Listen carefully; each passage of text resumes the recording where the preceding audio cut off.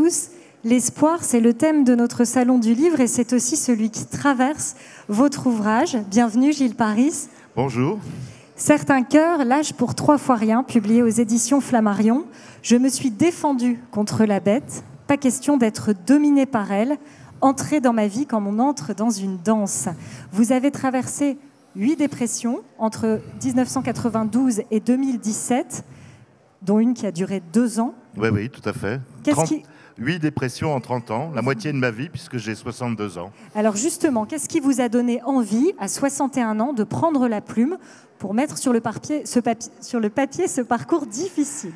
Je crois que quand on traverse des épreuves pareilles, quand on a la chance d'être écrivain, d'avoir publié d'autres livres, on se dit peut-être qu'on peut aider les gens, qu'on peut leur montrer exactement ce qu'est une dépression, de casser un peu tous les codes et les tabous sur cette maladie, non seulement d'aider ceux qui en souffrent, mais aussi les proches, l'entourage, ceux qui sont toujours totalement démunis au fond par cette maladie, maladie qui n'est pas toujours considérée d'ailleurs comme une maladie, on y reviendra sûrement.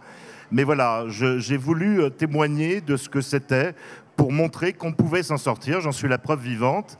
J'ai bien morflé, mais en même temps, ces dépressions, elles m'ont construite et elles ont fait de moi l'homme que je suis aujourd'hui. La dépression, justement, il n'y a pas de cause. Alors, comment s'en soigner à partir du moment où on ne sait pas ce qu'il s'est passé au départ? Et c'est vrai que j'ai eu un père difficile, un père, je dirais, plus colérique que violent.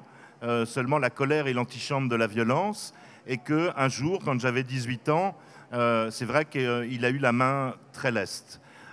Et que ce n'est pas tellement les coups qui ont fait mal, curieusement, parce que quand on reçoit des coups dans la vie, enfin des coups, des vrais coups, hein, pas des moments difficiles de la vie, mais quand on est battu, ça cicatrise année après année, on finit par...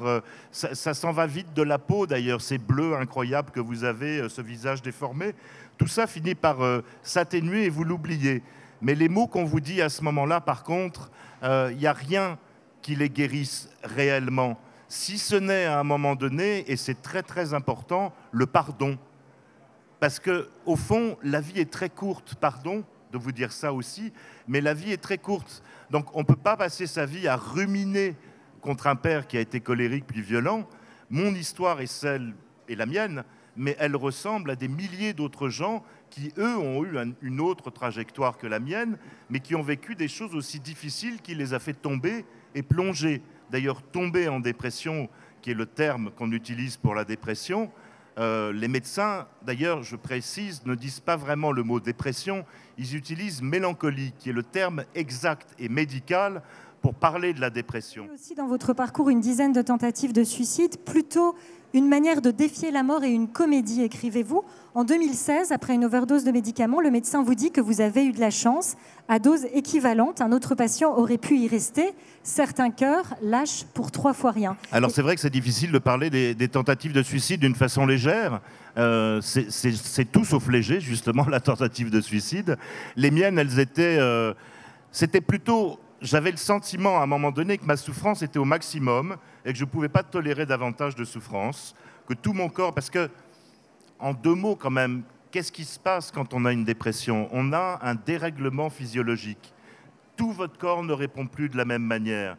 Vous avez le sentiment d'être dans le corps de quelqu'un d'autre, de faire des choses que vous n'avez pas l'habitude de faire, d'être constamment dans la peur, dans la panique, dans l'angoisse, et vivre en permanence avec ce dérèglement physiologique, c'est terrible pour un malade.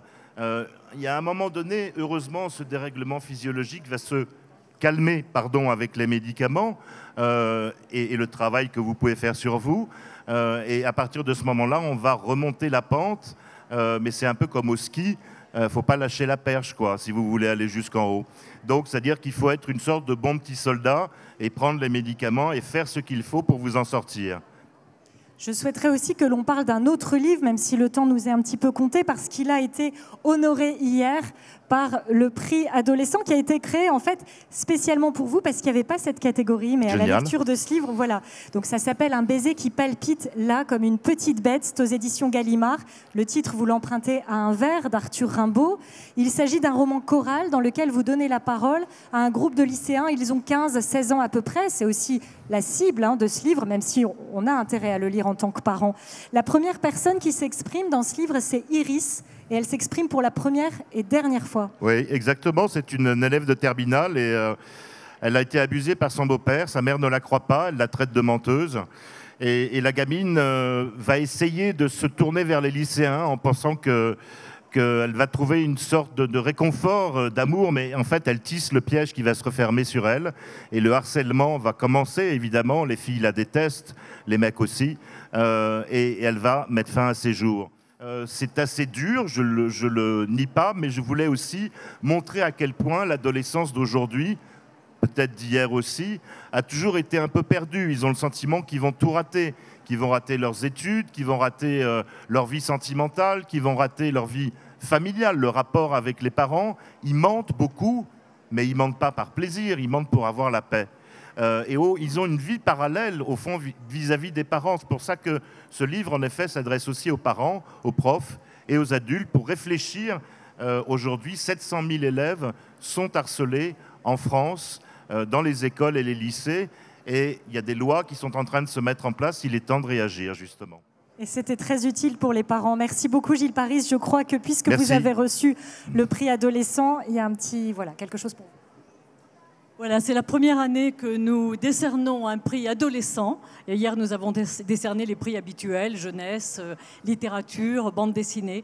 Le prix adolescent, nous l'avons décerné à Gilles Paris pour ce livre précisément, parce que c'est un choc de réalité, de vérité et de ce que vivent les jeunes aujourd'hui. Merci infiniment, Gilles. Merci à vous. Et pour cela, vous avez un cadeau de la ville de Creil, qui est une faïence. Vous êtes ici dans un lieu qui s'appelle la faïencerie, qui était donc une manufacture de faïence au 19e siècle. Vous avez donc une faïence antique. Merci, voilà, merci infiniment. Merci, Gilles. Je vais essayer de ne pas la casser tout de suite. Bravo.